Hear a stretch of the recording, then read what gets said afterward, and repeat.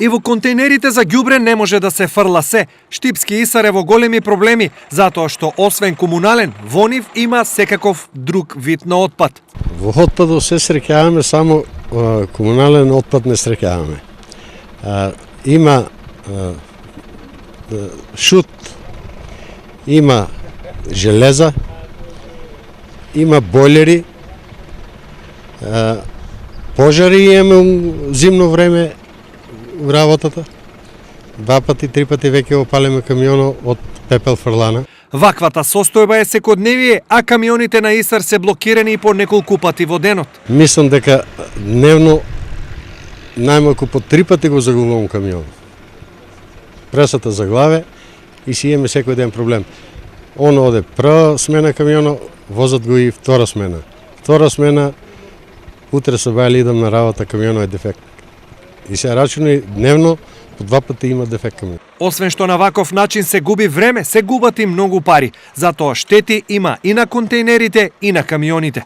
Ако земеме дека резервни делови на камионите кои користиме 2 милиона, околу 30% од тие 2 милиона се деловите кои прави штета кој настанува при транспортирање на контейнерите.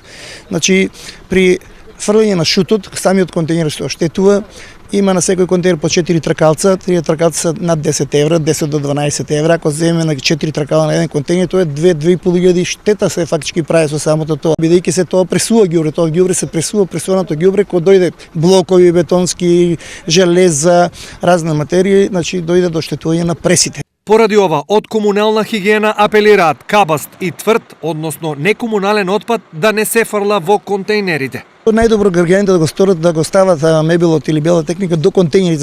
За бела техника сега ќе имаме по-специјални контейнери, 2 поставени во градот, ќе може таму да го одлагат белата техника или електронскиот отпад, а најдобро е да не ги постават троседи, двоседи, кревети, душеци, да не стават во контейнерите, до контейнерите. Ние јавното претпријатие стално го врши тај транспорт на тие материјали. Во Штип отпадот се собира во 400 мали контейнери од 1,1 метар кубен и 450 големи од 5 метри кубни. Иако има поставено посебни контейнери за стакло, речиси никој стаклениот отпад не го фрла во нив, туку како и досега во оние за комунален отпад.